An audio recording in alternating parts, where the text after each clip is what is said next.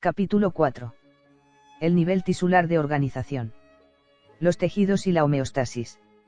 Los 4 tipos básicos de tejidos en el cuerpo humano contribuyen a la homeostasis mediante el cumplimiento de diversas funciones como protección, soporte, comunicación intercelular y resistencia contra las enfermedades, entre otras. Una célula es un conjunto complejo de compartimientos y en cada uno de ellos se lleva a cabo una gran cantidad de reacciones químicas que hacen posible la vida. Sin embargo, una célula rara vez funciona como una unidad aislada en el organismo, sino que suele formar agrupaciones llamadas tejidos. Un tejido es un grupo de células que suelen tener un origen embrionario común y funcionan en conjunto para realizar actividades especializadas. La estructura y las propiedades específicas de los tejidos dependen de factores como la naturaleza del medio extracelular que rodea a las células y las conexiones entre las células que componen el tejido. Los tejidos pueden ser de consistencia sólida, hueso, semisólida, grasa, o líquida, sangre. Además, varían de manera considerable de acuerdo con los tipos de células que los componen, su disposición y las fibras presentes. La histología, histos igual a tejido, y logos igual a estudio, es la ciencia que estudia los tejidos. El anatomopatólogo, anatomía igual a corte o disección, patos igual a enfermedad, es un médico especializado en el estudio de las células y los tejidos, y ayuda a otros médicos a realizar diagnósticos de certeza. Una de sus principales funciones es examinar los tejidos y determinar cualquier alteración que pueda indicar una enfermedad. 4.1. Tipos de tejidos. Los tejidos del organismo pueden clasificarse en 4 tipos básicos de acuerdo con su función y su estructura. 1. Los tejidos epiteliales revisten las superficies corporales y tapizan los órganos huecos, las cavidades y los conductos. También dan origen a las glándulas. Este tejido permite al organismo interactuar tanto con el medio interno como con el medio externo. 2. El tejido conectivo protege y da soporte al cuerpo y sus órganos. Varios tipos de tejido conectivo mantienen los órganos unidos, almacenan energía, reserva en forma de grasa, y ayudan a otorgar inmunidad contra microorganismos patógenos. 3. El tejido muscular está compuesto por células especializadas para la contracción y la generación de fuerza. En este proceso, el tejido muscular produce calor que calienta al cuerpo. 4. El tejido nervioso detecta cambios en una gran variedad de situaciones dentro y fuera del cuerpo y responde generando potenciales de acción, impulsos nerviosos, que activan la contracción muscular y la secreción glandular. Los tejidos epiteliales y la mayoría de los tipos de tejido conectivo, salvo el cartílago, el hueso y la sangre, son de naturaleza más general y se encuentran distribuidos en forma amplia en todo el organismo. Estos tejidos forman parte de la mayoría de los órganos y poseen una estructura y una función muy variable. En condiciones normales, la mayoría de las células de un tejido permanecen unidas a otras células o a estructuras. Solo algunas células, como los fagocitos, se mueven con libertad en busca de invasores para destruir. Sin embargo, varias células migran a través de grandes distancias durante el proceso de crecimiento y desarrollo prenatal. Correlación clínica. Biopsia. Una biopsia, bios igual a vida y ap, igual a ver, es la extracción de una pequeña muestra de tejido vivo para su examen microscópico.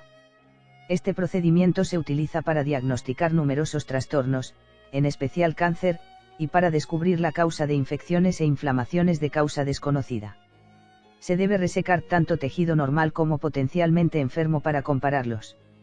Una vez extraídas las muestras de tejidos, sea en forma quirúrgica o a través de una aguja y una jeringa, se pueden preservar, teñir para destacar las propiedades especiales o cortar en láminas delgadas con el fin de observarlas con el microscopio.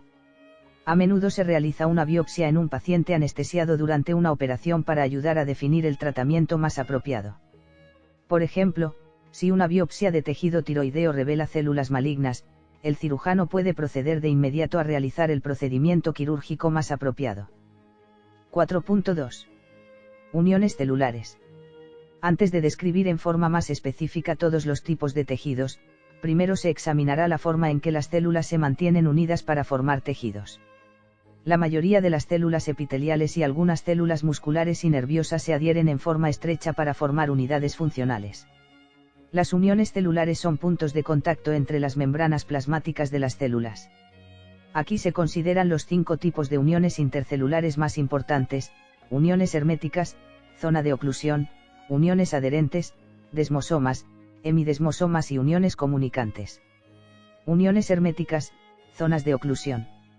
Las uniones herméticas son haces de proteínas de transmembrana que constituyen una red y fusionan las superficies externas de las membranas plasmáticas adyacentes para sellar los intercambios entre estas células.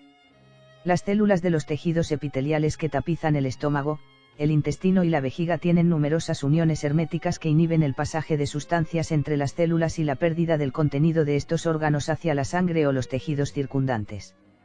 Uniones adherentes. Las uniones adherentes contienen una placa, que es una capa densa de proteínas en el interior de la membrana plasmática unida a proteínas de membrana y a microfilamentos del citoesqueleto.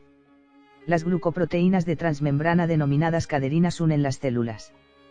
Cada caderina se inserta en la placa desde el lado opuesto de la membrana plasmática, atraviesa parte del espacio intercelular, espacio entre las células, y se conecta con las caderinas de una célula adyacente. En las células epiteliales, las uniones adherentes forman zonas extensas denominadas cinturones de adhesión, porque rodean a la célula del mismo modo que el cinturón se coloca alrededor de la cintura.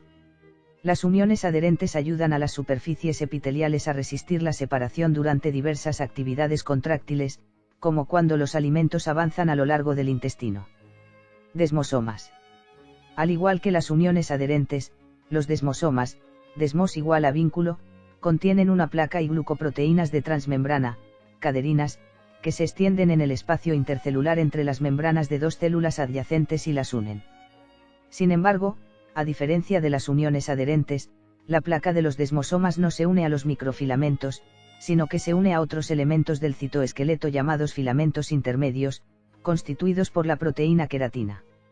Los filamentos intermedios se extienden desde los desmosomas a un lado de la célula a través de citosol, hasta los desmosomas en el lado opuesto de la célula. Esta disposición estructural contribuye a la estabilidad de las células y los tejidos. Estas uniones focales, como puntos de soldadura, son comunes en las células de la epidermis, la capa más externa de la piel, y en las células del músculo cardíaco.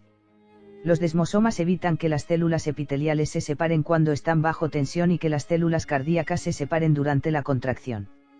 Hemidesmosomas. Los hemidesmosomas, hemi igual a mitad, se asemejan a los desmosomas pero no conectan células adyacentes. El nombre se debe a que se parecen a la mitad de un desmosoma. No obstante, las glucoproteínas de transmembrana en los hemidesmosomas son integrinas en lugar de caderinas.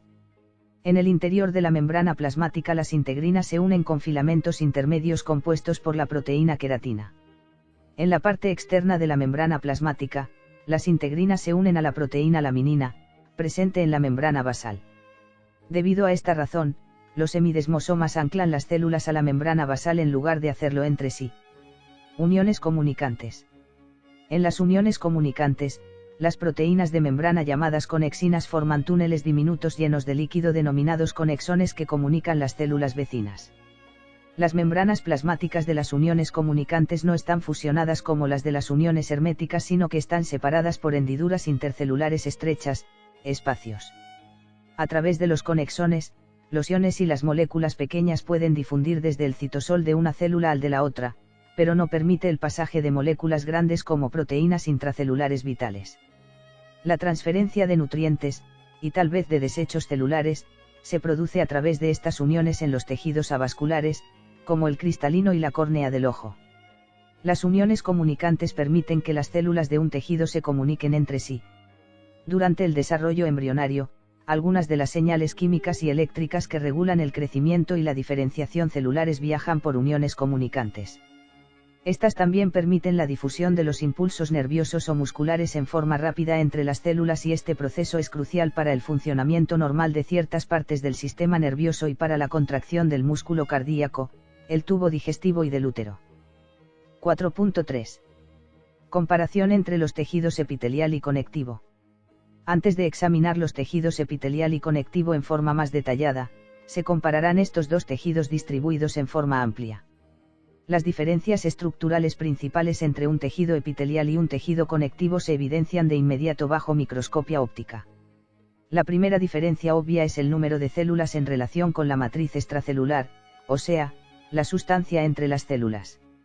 En un tejido epitelial hay muchas células agrupadas en forma compacta con escasa o nula matriz extracelular, mientras que en un tejido conectivo se encuentra gran cantidad de material extracelular separando las células, que en general están bastante distanciadas. La segunda diferencia obvia es que un tejido epitelial no tiene vasos sanguíneos, mientras que la mayor parte de los tejidos conectivos tiene redes significativas de vasos sanguíneos. Otra diferencia importante es que los tejidos epiteliales casi siempre forman capas superficiales y no quedan cubiertas por otro tejido.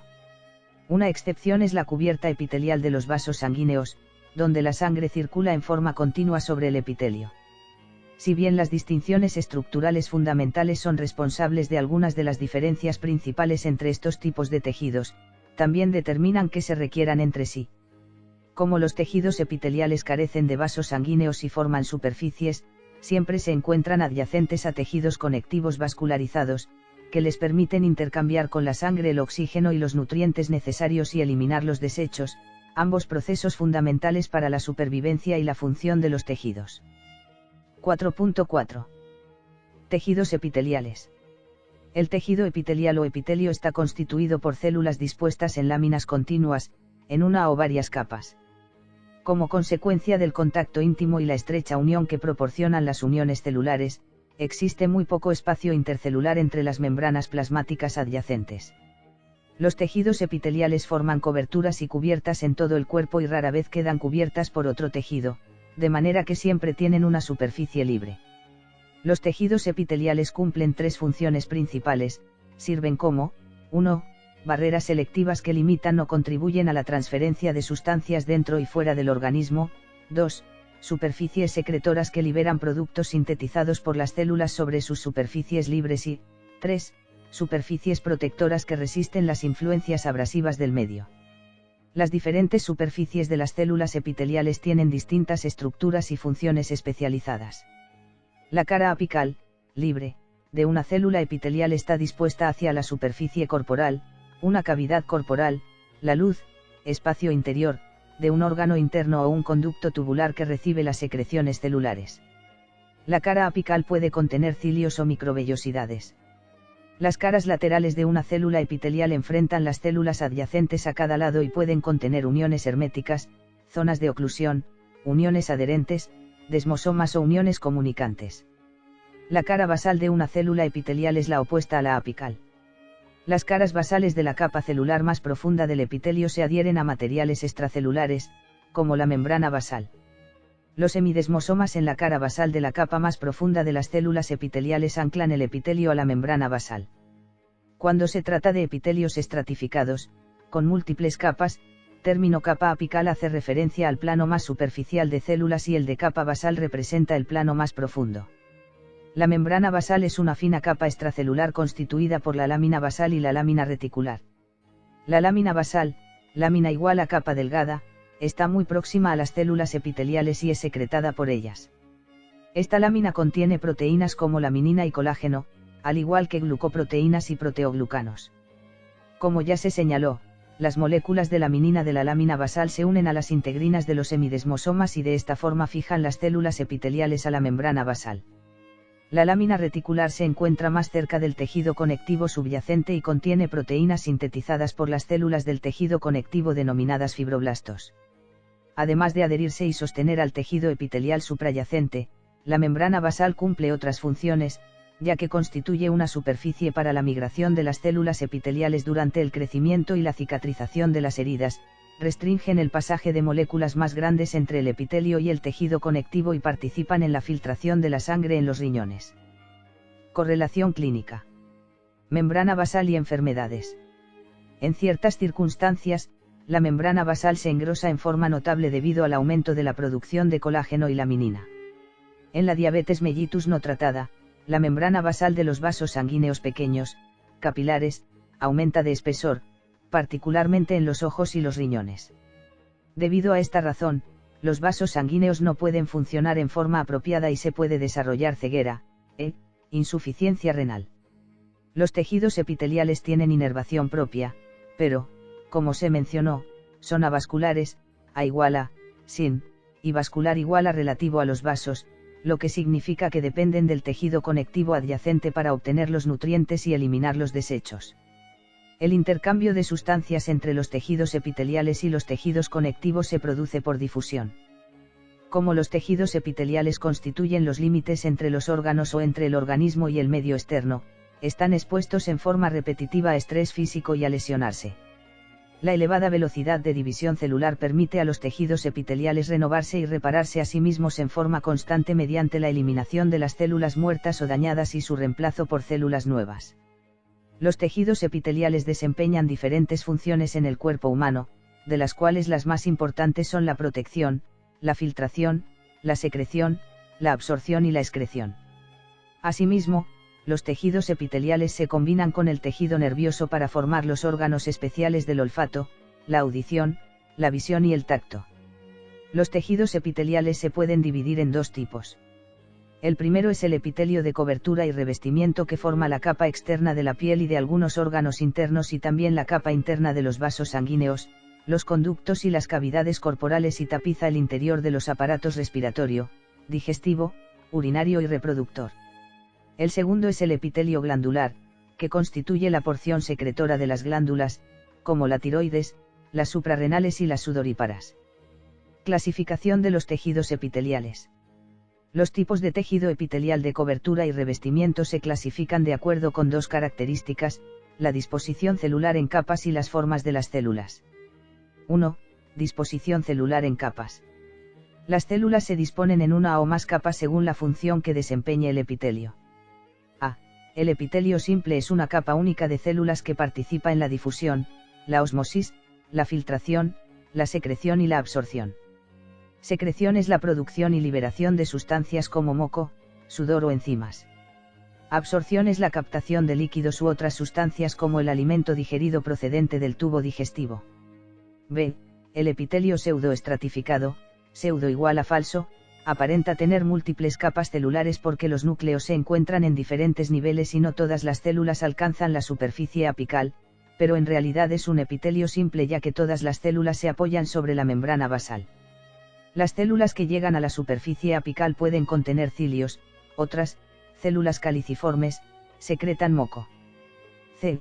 El epitelio estratificado, stratus igual a capa, está formado por dos o más capas de células que protegen tejidos subyacentes donde el rozamiento es considerable. 2. Formas celulares. Las células epiteliales poseen formas variables de acuerdo con su función.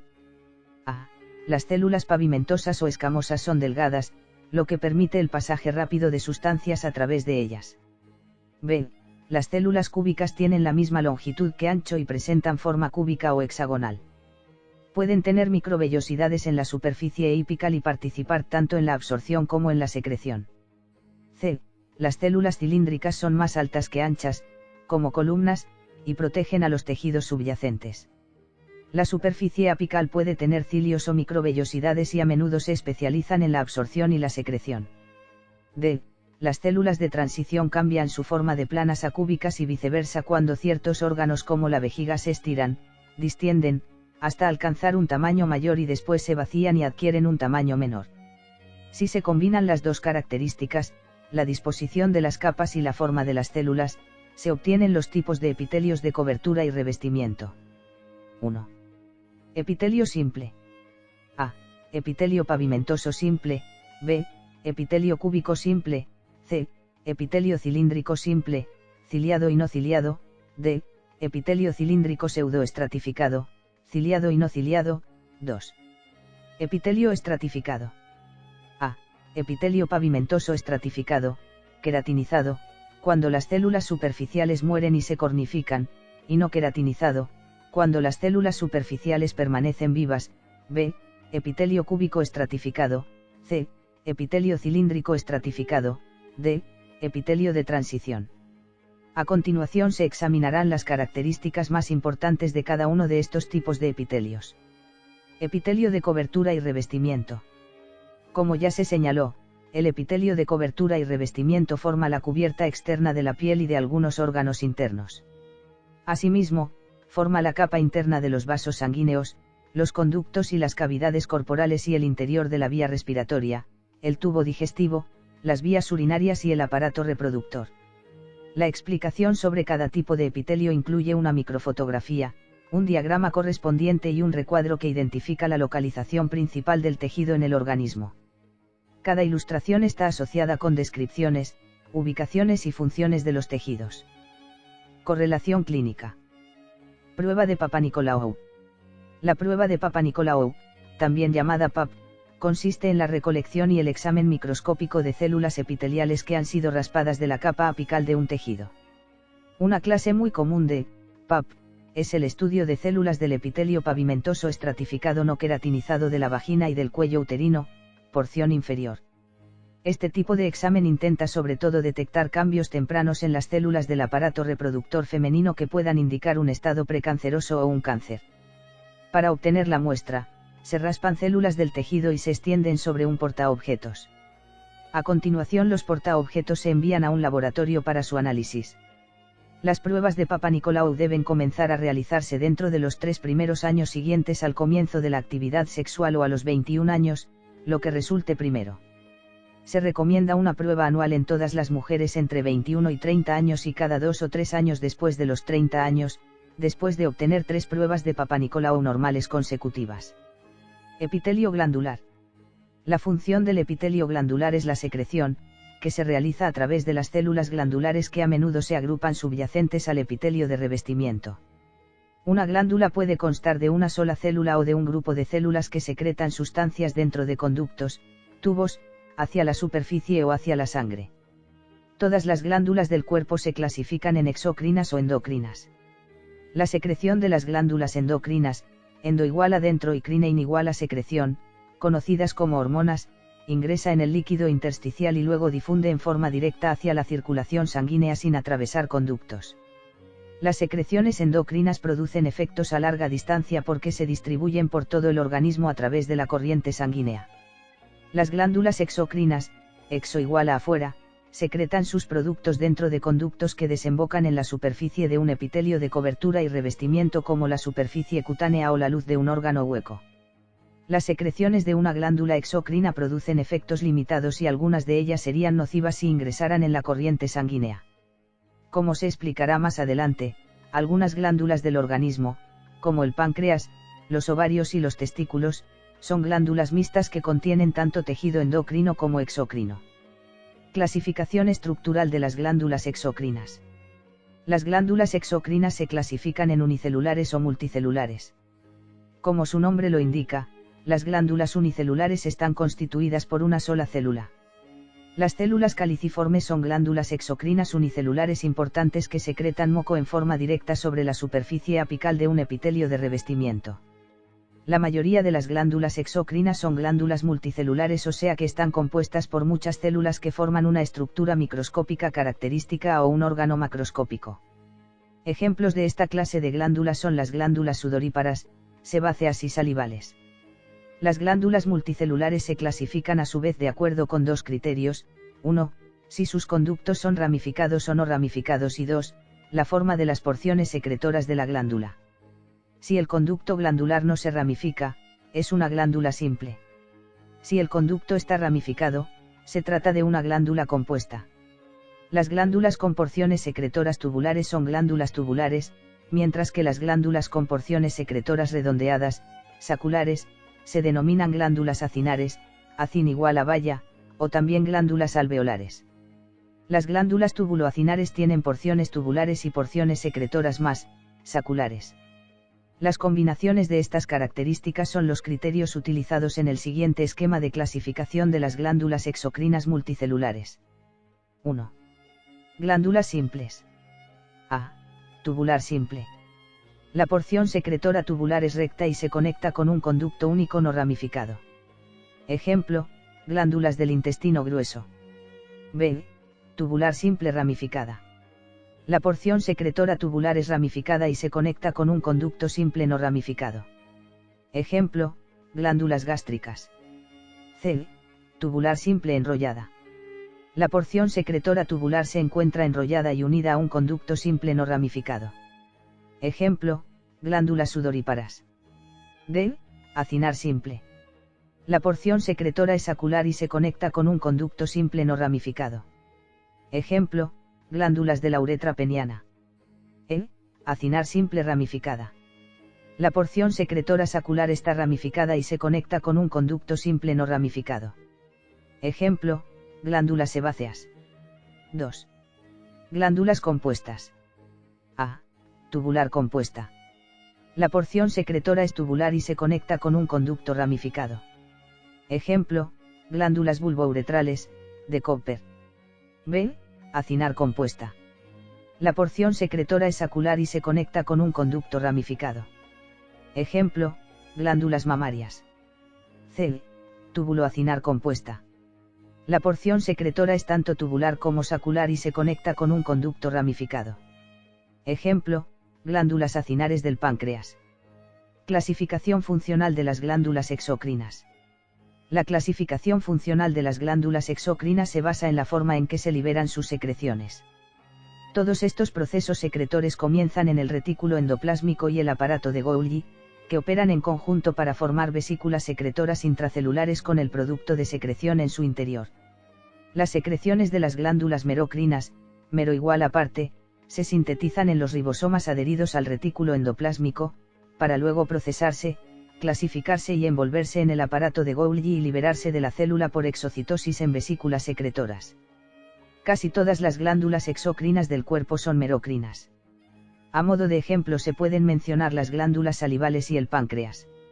Las glándulas apocrinas, AP igual a D, desde, acumulan sus productos en la superficie apical de las células secretoras.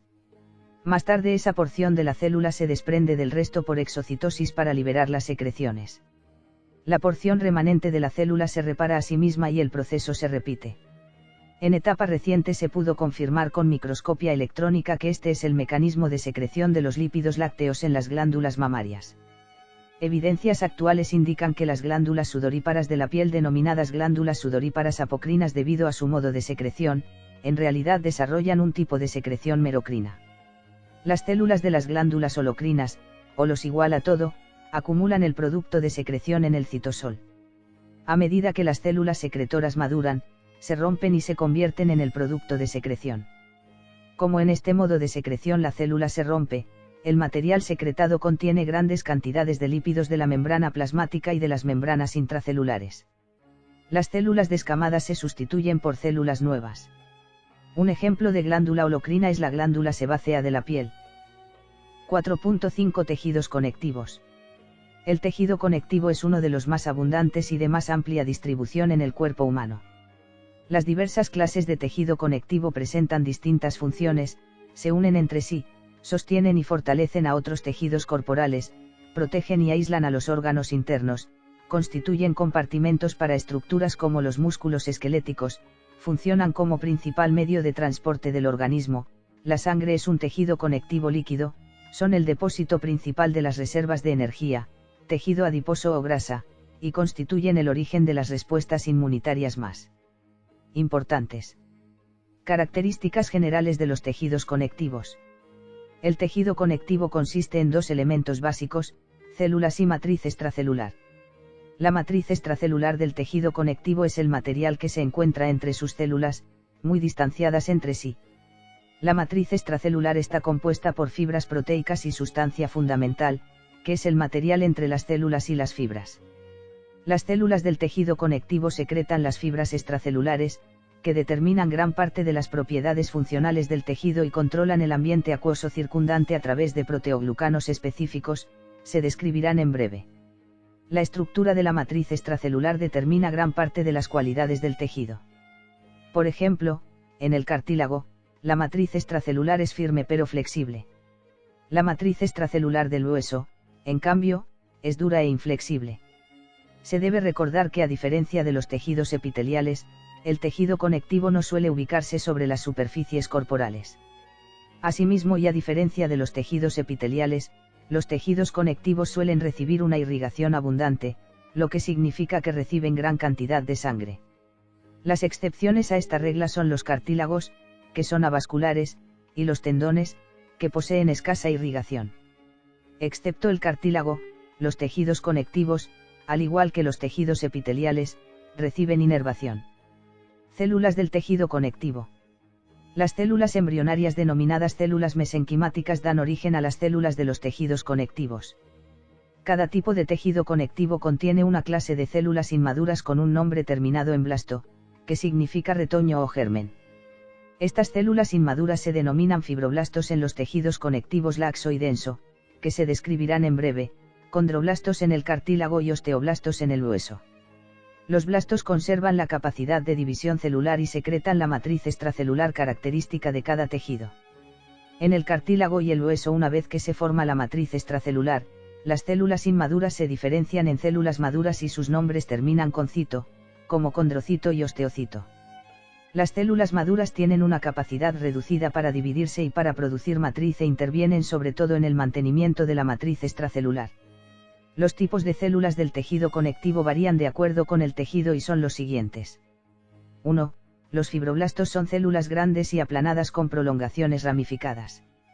Se encuentran en todos los tejidos conectivos generales y suelen ser los más numerosos. Los fibroblastos migran a través de los tejidos conectivos secretando fibras y algunos componentes de la sustancia fundamental de la matriz extracelular. 2. Los macrófagos, macros igual a grande y pagein igual a comer, se desarrollan a partir de los monocitos, que es un tipo de leucocito. Tienen forma irregular con proyecciones ramificadas cortas y son capaces de incorporar bacterias y detritos celulares por fagocitosis. Los macrófagos fijos residen en tejidos particulares, como los macrófagos alveolares en los pulmones o los macrófagos esplénicos en el bazo. Los macrófagos circulantes tienen la capacidad de atravesar los tejidos y agruparse en los sitios de infección o inflamación para realizar fagocitosis. 3. Las células plasmáticas son pequeñas células que se desarrollan a partir de un tipo de leucocito denominado linfocito B. Las células plasmáticas secretan anticuerpos, es decir, proteínas que atacan o neutralizan sustancias extrañas en el organismo. Debido a esta razón, las células plasmáticas son una parte importante de la respuesta inmunitaria. A pesar de que se encuentran en diversas partes del cuerpo, la mayoría reside en los tejidos conectivos, en especial en el tubo digestivo y las vías respiratorias. También abundan en las glándulas salivales, los ganglios linfáticos, el bazo y la médula ósea. 4. Los mastocitos abundan a lo largo de los vasos sanguíneos que irrigan el tejido conectivo. Producen histamina, una sustancia química que dilata los vasos sanguíneos pequeños como parte de la reacción inflamatoria, que es la respuesta del organismo ante una lesión o una infección. En etapa reciente los investigadores también descubrieron que los mastocitos pueden unirse a las bacterias, fagocitarlas y destruirlas. 5. Los adipocitos, también llamados células adiposas, son las células del tejido conectivo que almacenan triglicéridos, grasas. Se encuentran debajo de la piel y alrededor de órganos como el corazón y los riñones. 6. Los leucocitos, glóbulos blancos, no se encuentran en cantidades significativas en el tejido conectivo normal. Sin embargo, en respuesta a ciertas condiciones migran desde la sangre hacia los tejidos conectivos. A modo de ejemplo se mencionan los neutrófilos que se reúnen en sitios infectados y los eosinófilos que migran hacia sitios con invasión parasitaria y reacciones alérgicas. Matriz extracelular del tejido conectivo. Cada tipo de tejido conectivo tiene propiedades únicas basadas en los materiales extracelulares específicos entre las células. La matriz extracelular tiene dos componentes principales: 1. Sustancia fundamental y 2. Fibras. Sustancia fundamental. Como se comentó, la sustancia fundamental es el componente intercelular del tejido conectivo ubicado entre las células y las fibras. Puede ser líquida, semilíquida, gelatinosa o calcificada. La sustancia fundamental confiere soporte a las células, las une, almacena agua y provee el medio a través del cual las sustancias son intercambiadas entre la sangre y las células. Esta matriz participa en forma activa en el desarrollo tisular, la migración, la proliferación y el cambio de forma, como también en la forma en que las células llevan a cabo sus funciones metabólicas. La sustancia fundamental contiene agua y diversas moléculas orgánicas de gran tamaño, muchas de las cuales son combinaciones complejas de polisacáridos y proteínas. Entre los polisacáridos se pueden mencionar el ácido hialurónico, el condroitinsulfato, el dermatansulfato y el queratansulfato. En conjunto, se los denomina glucosaminoglucanos o GAG. Excepto el ácido hialurónico, los glucosaminoglucanos se asocian con proteínas y forman los proteoglucanos, que constituyen un núcleo proteico en el cual los glucosaminoglucanos se proyectan de las proteínas como las cerdas de un cepillo. Una de las propiedades más importantes de los glucosaminoglucanos es que incorporan agua, y tornan más gelatinosa a la sustancia fundamental. El ácido hialurónico es una sustancia viscosa y resbaladiza que une las células entre sí, lubrica las articulaciones y contribuye a mantener la forma de los globos oculares. Los leucocitos, los espermatozoides y algunas bacterias producen hialuronidasa, una enzima que desdobla al ácido hialurónico y hace que la sustancia fundamental del tejido conectivo adquiera mayor liquidez. La capacidad de producir hialuronidasa ayuda a los leucocitos a desplazarse con mayor facilidad a través del tejido conectivo para alcanzar los sitios infectados y a que el espermatozoide penetre al ovocito durante la fecundación. También es responsable de la rápida diseminación de las bacterias a través de los tejidos conectivos. El condroitinsulfato otorga soporte y adhesividad al cartílago, el hueso, la piel y los vasos sanguíneos. La piel, los tendones, los vasos sanguíneos y las válvulas cardíacas contienen dermatansulfato, mientras que el hueso, el cartílago y la córnea contienen queratansulfato. En la sustancia fundamental también se encuentran proteínas de adhesión, responsables de unir los componentes de la sustancia fundamental entre sí y con las superficies celulares. La principal proteína de adhesión del tejido conectivo es la fibronectina, que se une con las fibras de colágeno y la sustancia fundamental, conectándolas. La fibronectina también se une con las células de la sustancia fundamental. Correlación clínica. Condroitinsulfato, glucosamina y enfermedad articular. En los últimos años, el condroitinsulfato y la glucosamina, un proteoglucano, comenzaron a usarse como suplementos nutricionales sea en forma aislada o combinada para promover y mantener la estructura y la función del cartílago articular, reducir el dolor asociado con la artrosis y disminuir la inflamación articular. Aunque estos suplementos resultaron beneficiosos en algunos individuos con artrosis moderada o grave, el beneficio es mínimo en casos más leves.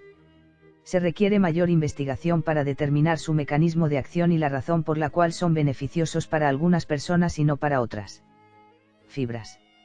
Hay 3 tipos de fibras en la matriz extracelular entre las células: fibras de colágeno, elásticas y reticulares. Su función es fortalecer y sostener los tejidos conectivos. Las fibras de colágeno, col preparado adhesivo, son muy fuertes y resisten las fuerzas de tracción, pero no son rígidas, lo cual le confiere flexibilidad al tejido. Las propiedades de los diferentes tipos de fibras de colágeno varían de un tejido a otro. Por ejemplo, las fibras de colágeno del cartílago y el hueso forman diferentes asociaciones con las moléculas circundantes. Como resultado de estas asociaciones, las fibras de colágeno en el cartílago están rodeadas por más moléculas de agua que las del hueso, lo que le da al cartílago un mayor efecto de acoginamiento. A menudo, las fibras de colágeno se disponen en haces paralelos. La disposición en haces le confiere al tejido mayor resistencia a la tensión.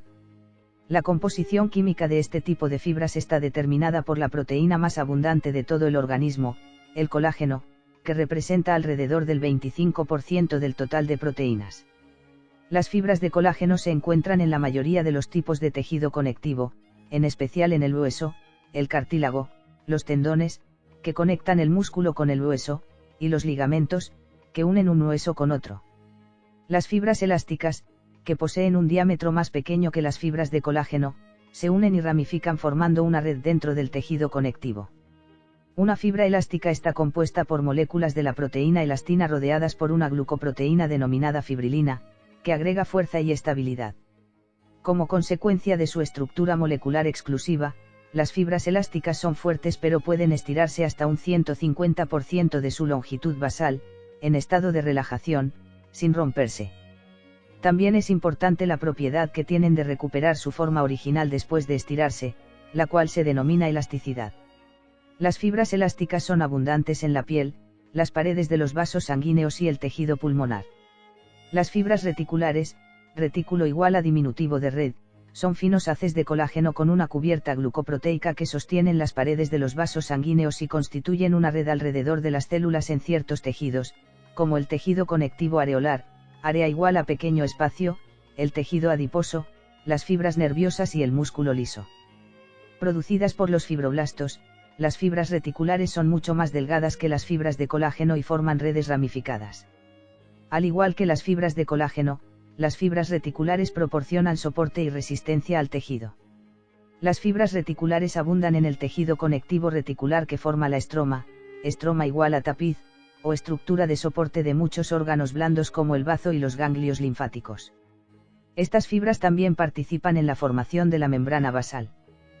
Correlación clínica. Síndrome de Marfan. El síndrome de Marfan es un trastorno hereditario causado por un defecto en el gen de la fibrilina, cuyo resultado es el desarrollo anormal de las fibras elásticas. Los tejidos con abundantes fibras elásticas presentan malformaciones o debilidad. Las estructuras comprometidas con mayor frecuencia son la cubierta de los huesos, periósteo, el ligamento que suspende al cristalino y las paredes de las grandes arterias. Las personas con síndrome de Marfan tienden a ser altas, con brazos, piernas y dedos de las manos y los pies desproporcionadamente largos. Un síntoma habitual es la visión borrosa causada por el desplazamiento del cristalino. La complicación más peligrosa para la vida es la debilidad de la aorta, arteria principal que se origina en el corazón, que puede causar su ruptura en forma súbita. Clasificación de los tejidos conectivos. Como consecuencia de la diversidad de las células y la matriz extracelular y de las diferentes proporciones relativas en los distintos tejidos, la clasificación de los tejidos conectivos no es siempre clara. A continuación se ofrece el siguiente esquema para clasificarlos. Romanos 1. Tejido conectivo embrionario, A. Mesénquima, B. Tejido conectivo mucoso. Romanos 2. Tejidos conectivos maduros, A. Tejidos conectivos laxos, 1. Tejido conectivo areolar, 2. Tejido adiposo, 3. Tejido conectivo reticular. B. Tejidos conectivos densos. 1. Tejido conectivo denso regular, 2. Tejido conectivo denso irregular, 3. Tejido conectivo elástico. C. Cartílago. 1. Cartílago hialino, 2. Fibrocartílago, 3. Cartílago elástico. D. Tejido óseo. E. Tejido conectivo líquido. 1. Tejido sanguíneo, 2. Linfa. Tejidos conectivos embrionarios. Se debe señalar que en el esquema clasificatorio se muestran dos clases principales de tejido conectivo, el embrionario y el maduro. El tejido conectivo embrionario se identifica sobre todo en el embrión, que es el ser humano en vías de desarrollo desde la fecundación y durante los 2 primeros meses de embarazo y en el feto a partir del tercer mes del embarazo hasta el nacimiento. Tejidos conectivos maduros. La segunda subclase mayor de tejidos conectivos, los tejidos conectivos maduros, están presentes en el recién nacido. Sus células se originan en forma principal en el mesénquima. En la siguiente sección se analizarán los numerosos tipos de tejido conectivo maduro. Los 5 tipos son: 1. Tejido conectivo laxo, 2. Tejido conectivo denso, 3. Cartílago, 4. Tejido óseo y 5. Tejido conectivo líquido, tejido sanguíneo y linfa. A continuación se examinará cada uno en detalle. Tejidos conectivos laxos. Las fibras de los tejidos conectivos laxos están dispuestas sin excesiva tensión entre las células. Los tipos de tejido conectivo laxo son el tejido conectivo areolar, el tejido adiposo y el tejido conectivo reticular.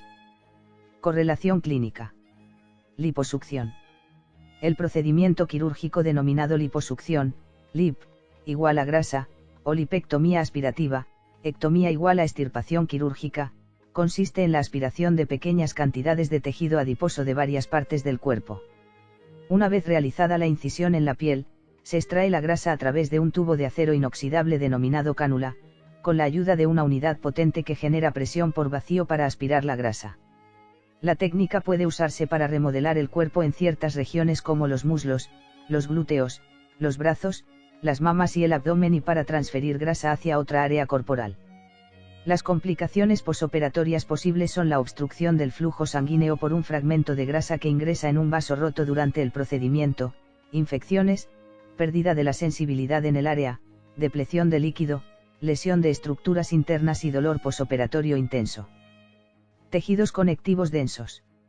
Los tejidos conectivos densos contienen más fibras, que son más gruesas y están agrupadas más densamente que en el tejido conectivo laxo, aunque con menor cantidad de células. Existen tres tipos: tejido conectivo denso regular, tejido conectivo denso irregular y tejido conectivo elástico. Cartílago. El cartílago es una densa red de fibras de colágeno y elásticas inmersas con firmeza en condroitinsulfato, un componente con consistencia gelatinosa que forma parte de la sustancia fundamental. El cartílago puede soportar tensiones mucho mayores que el tejido conectivo denso o laxo. El cartílago le debe su resistencia a las fibras de colágeno y su elasticidad, capacidad de recobrar su forma original después de haber sido deformado, al condroitinsulfato. Al igual que otros tejidos conectivos, el cartílago posee pocas células y grandes cantidades de matriz extracelular, pero difiere de otros tejidos conectivos en que carece de nervios y vasos sanguíneos en su matriz extracelular. Resulta interesante destacar que el cartílago no posee irrigación sanguínea porque secreta un factor antiangiogénesis, anti igual a contra, ange igual a vaso y génesis igual a formación, que es una sustancia que inhibe el crecimiento vascular. Debido a esta propiedad, en la actualidad se evalúa el factor antiangiogénico como posible tratamiento contra el cáncer. Si fuera posible inhibir la capacidad de las células cancerosas de promover el crecimiento de nuevos vasos sanguíneos, su división y expansión celular rápidas podrían reducirse o incluso detenerse. Las células del cartílago maduro, denominadas condrocitos, condros igual a cartílago, se presentan aisladas o en grupos dentro de espacios llamados lagunas en la matriz extracelular. Una membrana de tejido conectivo denso irregular, llamada pericondrio, peri igual a alrededor de, cubre la mayor parte del cartílago, contiene vasos sanguíneos y nervios y origina nuevas células cartilaginosas. Como el cartílago no tiene vasos sanguíneos, cicatriza con lentitud después de una lesión. Las células y la matriz extracelular incluida en colágeno forman un material firme y fuerte que resiste la tensión, estiramiento, la compresión y el cizallamiento, tracción hacia la dirección opuesta. El condroitinsulfato presente en la matriz extracelular es responsable en gran medida de la elasticidad del cartílago. Como consecuencia de estas propiedades, el cartílago cumple un papel importante como tejido de soporte en el organismo. También es precursor de hueso y constituye casi todo el esqueleto embrionario. Si bien el hueso reemplaza de manera gradual al cartílago a través del desarrollo, el cartílago persiste después del nacimiento en forma de placas de crecimiento dentro de los huesos, que les permiten aumentar su longitud durante la infancia.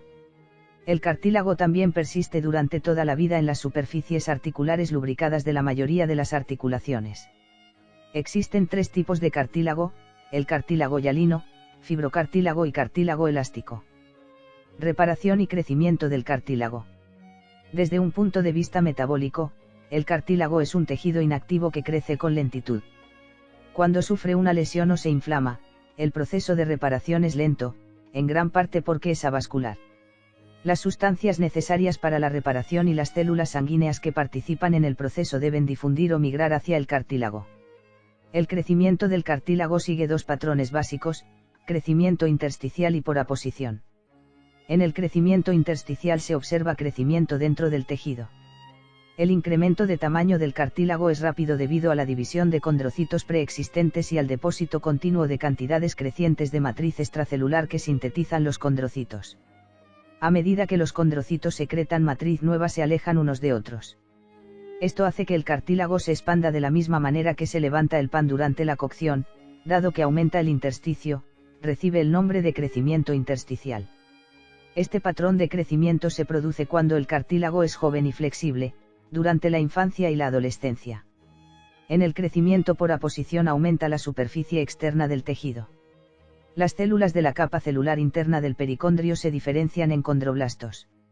A medida que la diferenciación continúa, los condroblastos se rodean a sí mismos de matriz extracelular y se convierten en condrocitos.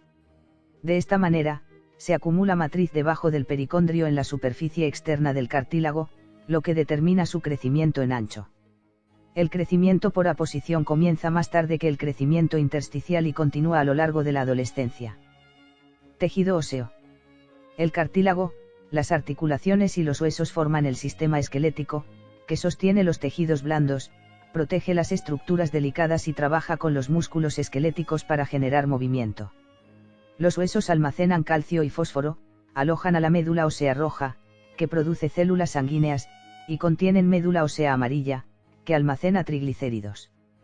Los huesos son órganos compuestos por diferentes tejidos conectivos, como por ejemplo el hueso o tejido óseo, el periósteo, las médulas óseas roja y amarilla y el endostio, una membrana que reviste una cavidad en el interior del hueso donde se aloja la médula ósea amarilla.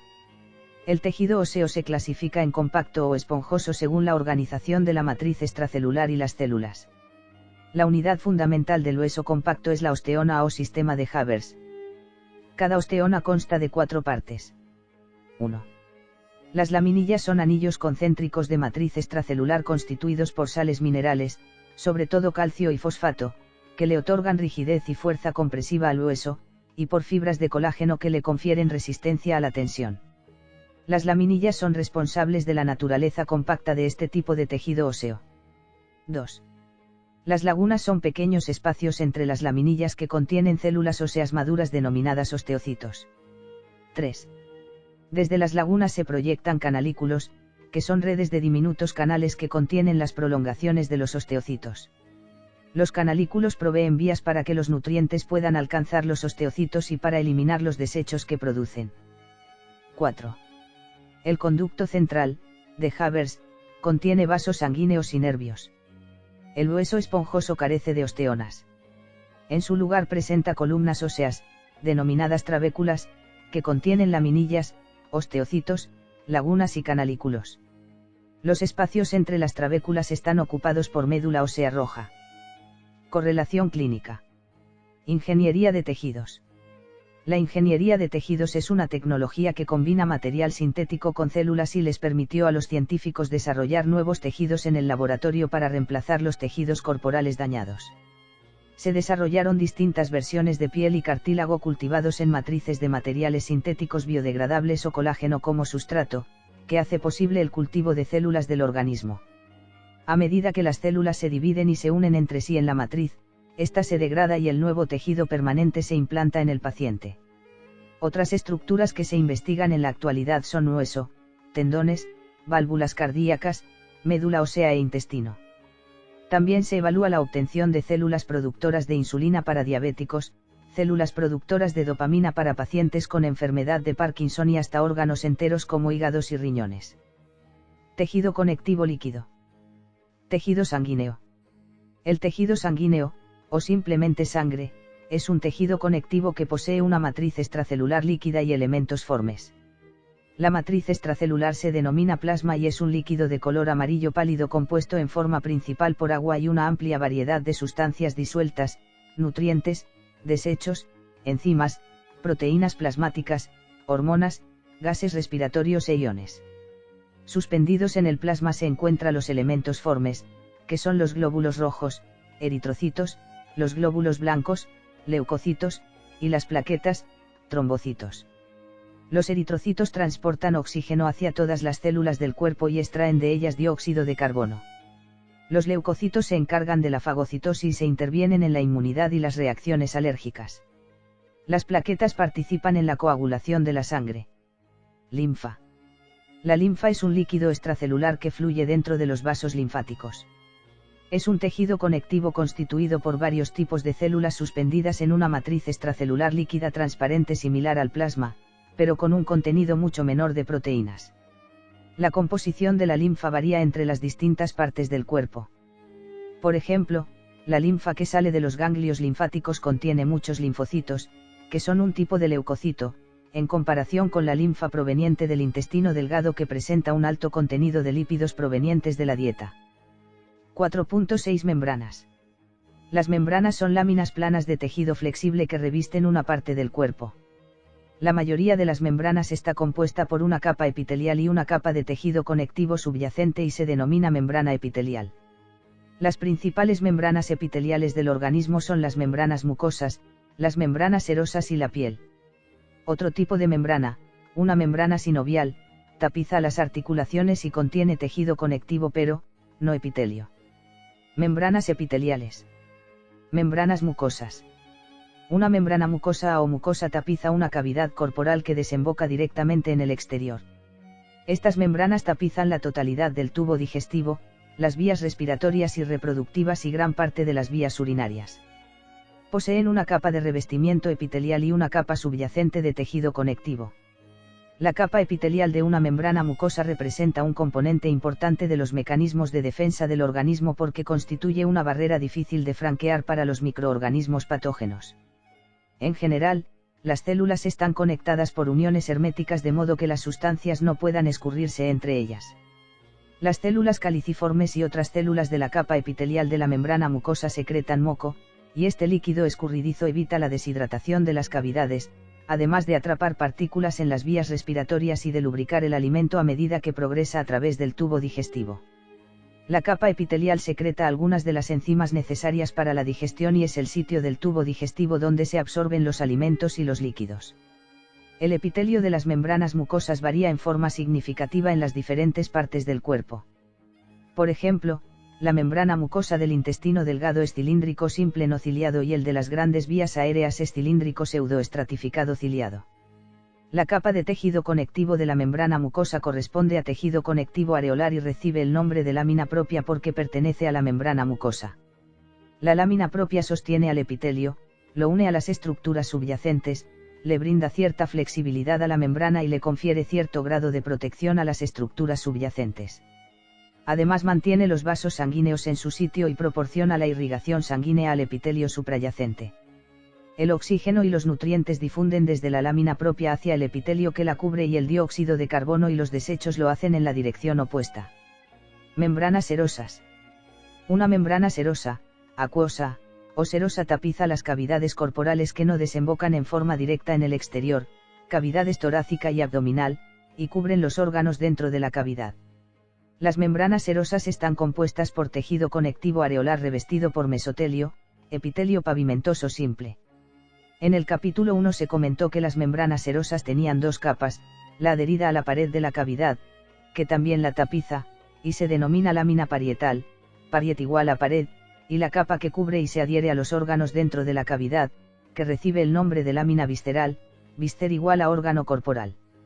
El mesotelio de una membrana serosa secreta líquido seroso, de consistencia acuosa, que lubrica y le permite a los órganos deslizarse con mayor facilidad entre sí o contra las paredes de las cavidades.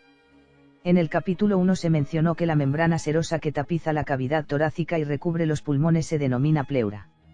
La que reviste la cavidad cardíaca y cubre al corazón se denomina pericardio y la que tapiza la cavidad abdominal y recubre los órganos abdominales se llama peritoneo. Membrana cutánea. La membrana cutánea o piel cubre toda la superficie del cuerpo y está compuesta por una porción superficial llamada epidermis y una porción más profunda denominada dermis. La epidermis está constituida por epitelio pavimentoso estratificado queratinizado, que protege a los tejidos subyacentes. La dermis está formada por tejido conectivo denso irregular y tejido conectivo areolar. Membranas sinoviales. Las membranas sinoviales, sinou, igual a junto, en este caso se refiere al lugar en donde se unen los huesos y, ovum igual a huevo, debido a su similitud con la clara del huevo crudo, revisten las cavidades de las articulaciones tipo diartrosis, cavidades articulares. Al igual que las membranas serosas, las membranas sinoviales tapizan estructuras que no desembocan en el exterior. A diferencia de las membranas mucosas, las serosas y la piel, las membranas sinoviales carecen de epitelio y por esta razón no se consideran membranas epiteliales. Las membranas sinoviales están compuestas por una capa discontinua de células llamadas sinoviocitos, que están más cerca de la cavidad sinovial, espacio entre los huesos, y una capa de tejido conectivo, areolar y adiposo, debajo de aquellos. Los sinoviocitos secretan algunos de los componentes del líquido sinovial. El líquido sinovial lubrica y nutre al cartílago que recubre los huesos en las articulaciones móviles y contiene macrófagos que eliminan microorganismos y detritos de la cavidad articular. 4.7 Tejidos musculares. Los tejidos musculares están constituidos por células alargadas que se denominan fibras musculares o miocitos, que pueden utilizar ATP, adenosintrifosfato, para generar fuerza. Como resultado, el tejido muscular produce los movimientos del cuerpo, mantiene la postura y genera calor. También brinda protección. De acuerdo a su localización y con ciertas características estructurales y funcionales, el tejido muscular se clasifica en tres tipos: esquelético, cardíaco y liso. 4.8 Tejido nervioso. A pesar de la sorprendente complejidad del sistema nervioso, solo tiene dos tipos principales de células, las neuronas y las células de la neuroglía. Las neuronas, neur, igual a nervio, o células nerviosas son sensibles a diversos estímulos que transforman en señales eléctricas llamadas potenciales de acción nerviosos, impulsos nerviosos, y los transportan hacia otras neuronas, el tejido muscular o las glándulas. La mayoría de las neuronas consta de 3 partes básicas, un cuerpo celular y 2 clases de prolongaciones celulares, dendritas y axones. El cuerpo celular contiene el núcleo y otros orgánulos. Las dendritas, dendrón igual a árbol, son prolongaciones, extensiones, celulares usualmente cortas, muy ramificadas y fusiformes, de forma ausada. Representan la principal estructura receptora de la neurona. El axón igual a eje, es una estructura neuronal única, delgada y cilíndrica, que puede alcanzar una gran longitud. Representa la función eferente de la neurona que conduce los impulsos nerviosos hacia otra neurona o hacia algún otro tejido. Aunque las células de la neuroglía, gli, igual a pegamento, no generan ni conducen impulsos nerviosos, cumplen muchas funciones de soporte importantes. 4.9. Células excitables. Las neuronas y las fibras musculares se consideran células excitables porque presentan excitabilidad eléctrica, es decir, la capacidad de responder a ciertos estímulos mediante la generación de señales eléctricas en forma de potenciales de acción. Los potenciales de acción pueden propagarse, viajar, a través de la membrana plasmática de una neurona o una fibra muscular gracias a la presencia de canales iónicos específicos con compuerta de voltaje. Cuando se genera un potencial de acción en una neurona se liberan sustancias químicas llamadas neurotransmisores, que permiten que las neuronas se comuniquen con otras neuronas, fibras musculares o glándulas. Cuando se forma un potencial de acción en una fibra muscular, ésta se contrae y permite que se realicen actividades como el movimiento de los miembros, la propulsión del alimento a través del intestino delgado y la eyección de la sangre desde el corazón hacia los vasos sanguíneos. 4.10. Reparación tisular, restablecimiento de la homeostasis. La reparación tisular es el reemplazo de las células deterioradas, dañadas o muertas.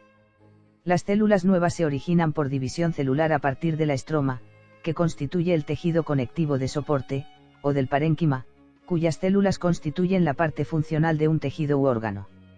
En los adultos, cada uno de los 4 tipos básicos de tejido, epitelial, conectivo, muscular y nervioso, tiene una capacidad diferente para reemplazar las células parenquimatosas perdidas por lesión, enfermedad u otro proceso. Las células epiteliales, que toleran en forma considerable el desgaste, e incluso la lesión, en algunas localizaciones, se pueden renovar en forma continua. En algunos casos, hay células inmaduras o indiferenciadas llamadas células madre que se dividen para reemplazar a las células perdidas o dañadas. Por ejemplo, hay células madre en sitios protegidos de la piel y el tubo digestivo que reponen las células descamadas de la superficie apical y células madre en la médula ósea roja que reponen los eritrocitos, los leucocitos y las plaquetas de manera constante. En otros casos, células maduras o diferenciadas pueden experimentar división celular, como por ejemplo los hepatocitos, células del hígado, y las células endoteliales de los vasos sanguíneos. Algunos tejidos conectivos también tienen capacidad de renovación continua, como el hueso, que posee una irrigación sanguínea abundante.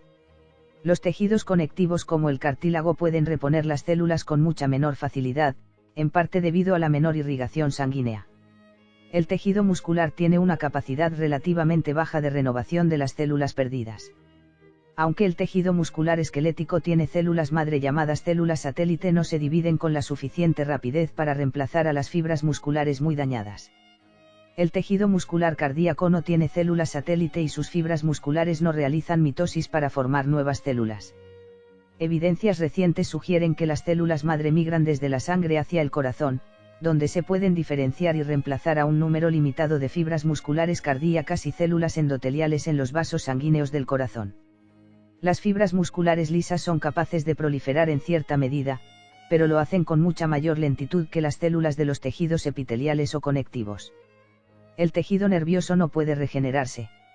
Aunque algunos experimentos revelaron la presencia de células madre en el encéfalo, en condiciones normales no experimentan mitosis para reemplazar a las neuronas dañadas. El descubrimiento de la causa de este fenómeno es el principal objetivo de los investigadores que buscan métodos para reparar el tejido nervioso dañado por heridas o enfermedades.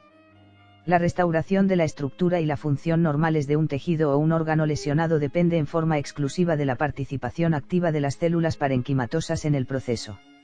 Si las células parenquimatosas llevan a cabo la reparación, la regeneración tisular es posible y se puede lograr una reconstrucción casi perfecta del tejido. Sin embargo, si los fibroblastos de la estroma participan en forma activa en la regeneración, el tejido dañado se sustituirá por tejido conectivo. Los fibroblastos sintetizan colágeno y otras sustancias de la matriz que se agregan para formar tejido cicatrizal a través de un proceso denominado fibrosis. Como el tejido cicatrizal no está especializado para cumplir las funciones del tejido parenquimatoso, la función original del tejido o el órgano se deteriora. Cuando el daño tisular es extenso, como en las heridas abiertas grandes, tanto la estroma de tejido conectivo como las células parenquimatosas forman parte activa de la reparación. Los fibroblastos se dividen con rapidez y se sintetizan nuevas fibras de colágeno para aumentar la resistencia estructural.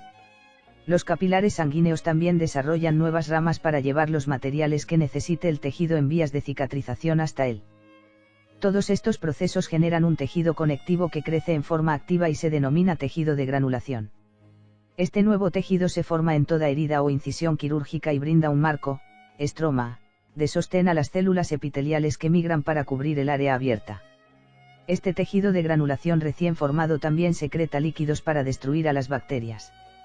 En ocasiones, un número pequeño pero significativo de pacientes desarrolla una complicación de la cirugía denominada dehiscencia de la herida, que es la separación parcial o completa de las capas externas de una incisión suturada. Una causa frecuente de la dehiscencia de la herida es el error quirúrgico al colocar los puntos o las grapas demasiado distanciados, muy cerca de los bordes de la incisión o bajo demasiada presión. También puede suceder si las suturas se sacan demasiado pronto o si se desarrolla una infección profunda de la incisión.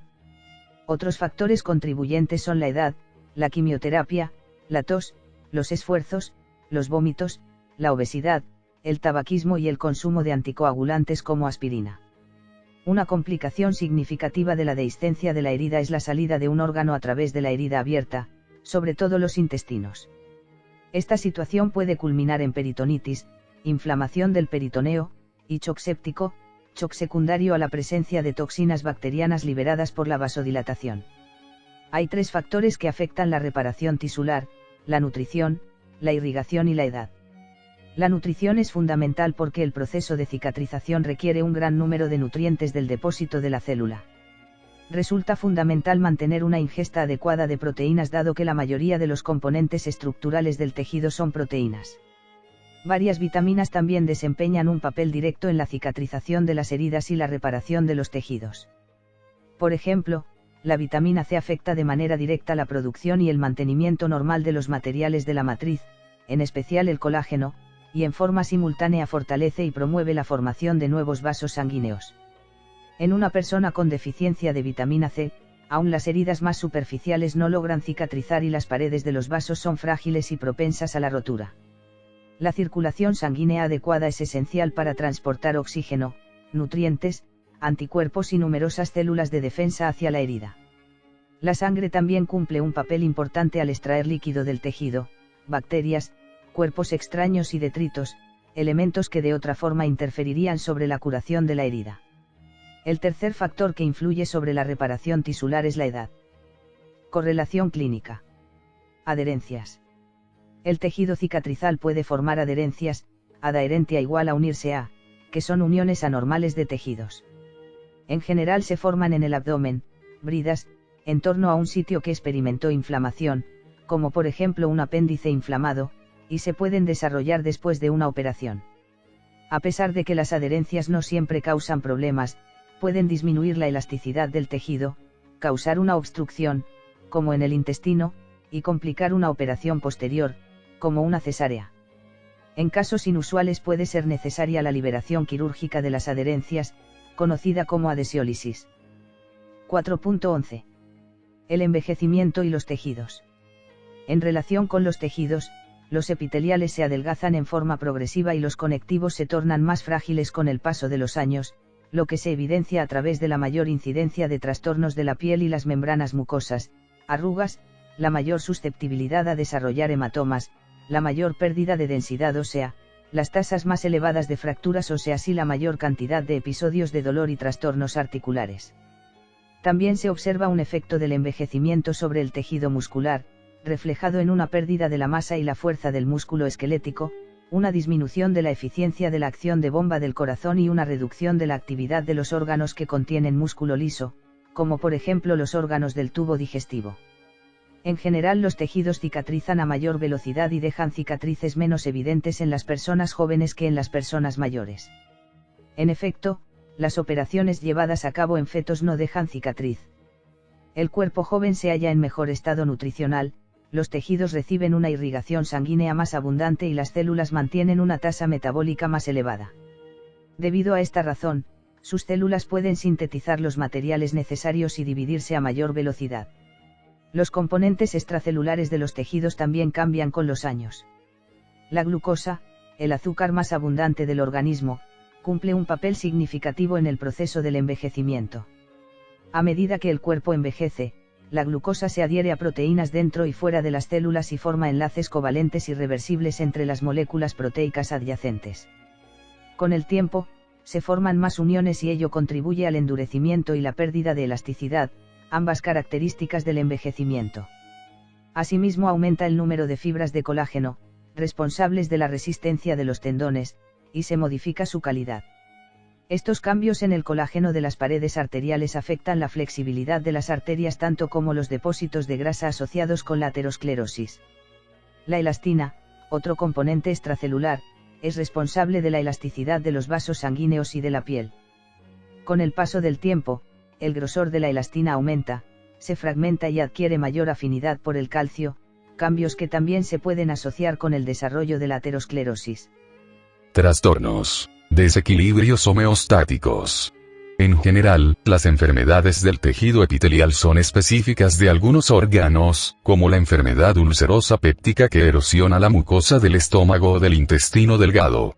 Debido a esta razón, los trastornos epiteliales se describen junto con los aparatos relevantes a lo largo de todo el libro. Los trastornos del tejido conectivo más prevalentes son las enfermedades autoinmunitarias, en las cuales los anticuerpos producidos por el sistema inmunitario no distinguen entre las estructuras extrañas y las propias y atacan a los tejidos del propio cuerpo. Una de las enfermedades autoinmunitarias más frecuentes es la artritis reumatoide, que afecta las membranas sinoviales de las articulaciones. Como el tejido conectivo es uno de los tejidos más abundantes distribuido en forma más amplia en el organismo, sus alteraciones suelen repercutir sobre varios aparatos. Síndrome de Sjögren. El síndrome de Sjögren es un trastorno autoinmunitario frecuente en el cual el propio sistema inmunitario ataca en especial las glándulas lagrimales y las glándulas salivales, y produce inflamación y destrucción de las glándulas exocrinas. Los signos asociados con la enfermedad son sequedad de los ojos, la boca, la nariz, la piel y la vagina y aumento de tamaño de las glándulas salivales. Los efectos sistémicos son fatiga, artritis, dificultad para deglutir, pancreatitis, inflamación del páncreas, pleuritis, inflamación de la pleura, y dolor en los músculos y las articulaciones. El trastorno afecta con mayor frecuencia a mujeres que a hombres en una relación de 9:1. Alrededor del 20% de las personas mayores experimenta algunos signos del síndrome de Sjögren. El tratamiento es sintomático y consiste en el uso de lágrimas artificiales para humedecer los ojos, la ingestión de líquido, la masticación de goma de mascar sin azúcar, el uso de un sustituto de la saliva para lubricar la boca y de cremas humectantes para la piel. Si los síntomas o las complicaciones son graves, se pueden indicar fármacos, como por ejemplo gotas oculares con ciclosporinas, pilocarpina para aumentar la producción de saliva, inmunosupresores, antiinflamatorios no esteroides y corticoides.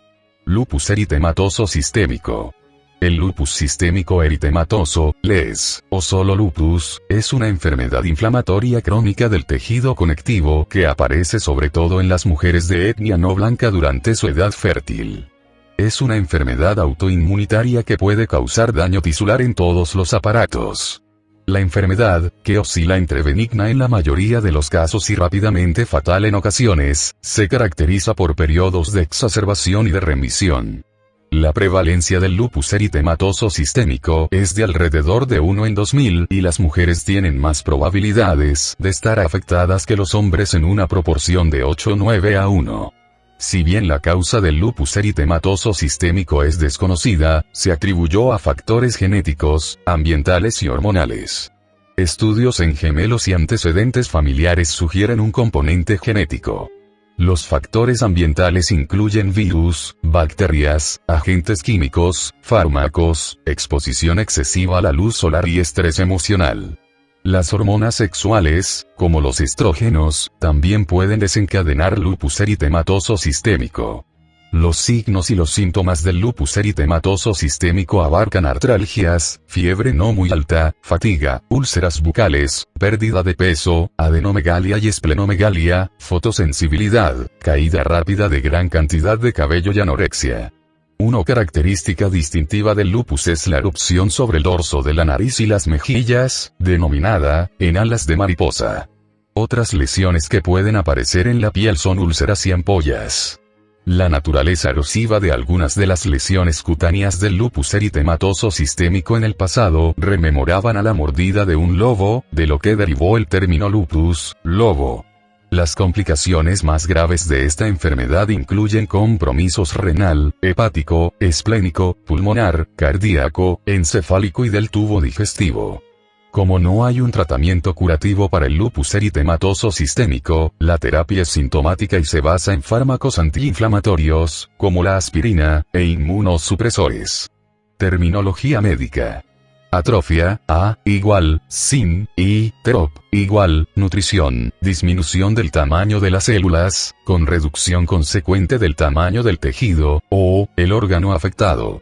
Hipertrofia, hiper, igual, sobre, o, excesivo, aumento del tamaño de un tejido debido al agrandamiento de sus células sin división celular. Rechazo de tejido. Respuesta inmunitaria del organismo contra proteínas extrañas presentes en un órgano, o, tejido trasplantado. Los fármacos inmunosupresores, como la ciclosporina, resolvieron en gran medida el posible rechazo de tejidos trasplantados como corazón, riñones e hígado. Trasplante de tejido. Reemplazo de un tejido o órgano enfermo o dañado. Los trasplantes más exitosos se caracterizan por el uso de tejidos del mismo paciente o de un gemelo idéntico. Xenotrasplante, xenos, igual, extraño. Reemplazo de un tejido o órgano dañado o enfermo por el tejido u órgano de un animal. Las válvulas cardíacas porcinas y bovinas se emplean en algunas operaciones de reemplazo valvular.